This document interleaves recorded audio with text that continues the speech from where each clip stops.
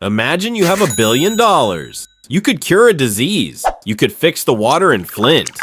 Or, and hear me out, you could pay Reese Witherspoon $6 million to narrate a documentary about fierce queens in the animal kingdom that exactly 4 people will watch. Welcome to the story of Quibi, the startup that proved you can't just waterboard the market with money until it likes you. Meet the architects of this disaster, Jeffrey Katzenberg, the guy who brought you Shrek, and Meg Whitman, the former CEO of eBay.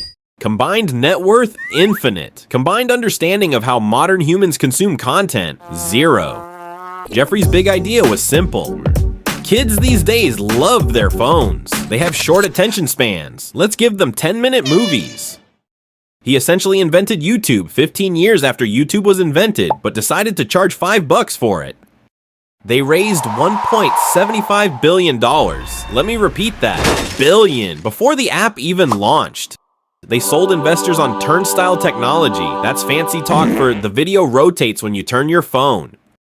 That was the USP. That was the innovation, revolutionizing cinema by letting you hold your phone in portrait mode while sitting on the toilet.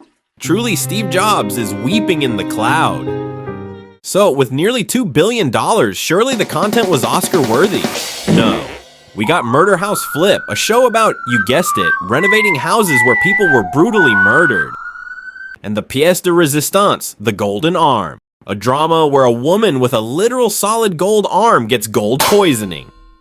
This is what $100,000 a minute looks like, folks. It's like a CW pilot had a baby with a fever dream. Here's the masterstroke of stupidity. Katzenberg wanted to protect his premium IP. So Quibi blocked screenshots. You couldn't share clips. You couldn't meme it. They built a social media app that was anti-social. It's like opening a restaurant and forbidding people from telling their friends the food tastes like sawdust. They were spending money like they were allergic to it.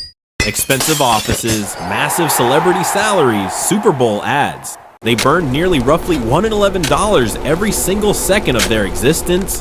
While TikTok was conquering the world with teenagers dancing in their bedrooms for free, Quibi was paying Spielberg to write horror stories you could only watch at midnight, which, by the way, was a real feature.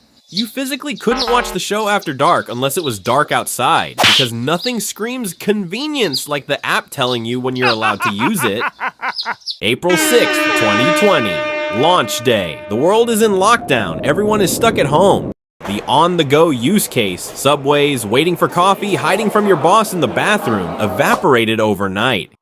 Katzenberg blamed COVID, but here's the kicker. Netflix, Disney Plus, and TikTok had their biggest years ever. Turns out when people are stuck at home, they want to watch Tiger King on a 60-inch TV, not a 5-minute clip of Liam Hemsworth running away from a dog on a screen the size of a Pop-Tart. The app dropped out of the top 50 within a week.